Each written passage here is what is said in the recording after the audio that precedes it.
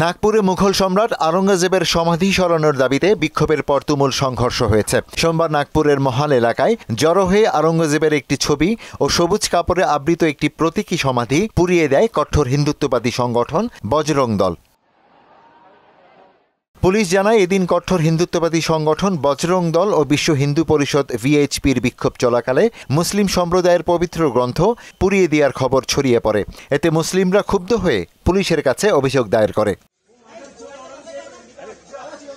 ওই ঘটনাকে কেন্দ্র করে নাগপুরের গণেশপেট, মহাল ও গান্ধীবাগ এলাকায় পাথর ছোড়াছুড়ি ও অগ্নিসংযোগের ঘটনা ঘটে। সংঘর্ষে 3 পুলিশ কর্মকর্তা সহ অন্তত 30 জন আহত হয়েছেন। জনতাকে ছত্রভঙ্গ করতে লাঠিচার্জ ও টিয়ার গ্যাস ছোড়ে পুলিশ। পরিস্থিতি সামাল দিতে কোতওয়ালি, গণেশপেট তহসিল, লাকরগঞ্জ, পাঁচপাউলি, শান্তিনগর, সাক্কারদারা, নন্দনবান ও কপিলনগর থানা এলাকায় কারফিউ জারি করা হয়েছে। 6 মুঘল সম্রাটের মধ্যে আওরঙ্গজেব ছিলেন সর্বশেষ সম্রাট, যার সমাধি আওরঙ্গাবাদে অবস্থিত।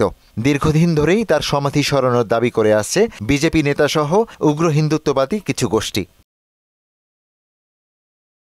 ইশতিয়াক হোসেন, মোহনা ডিজিটাল।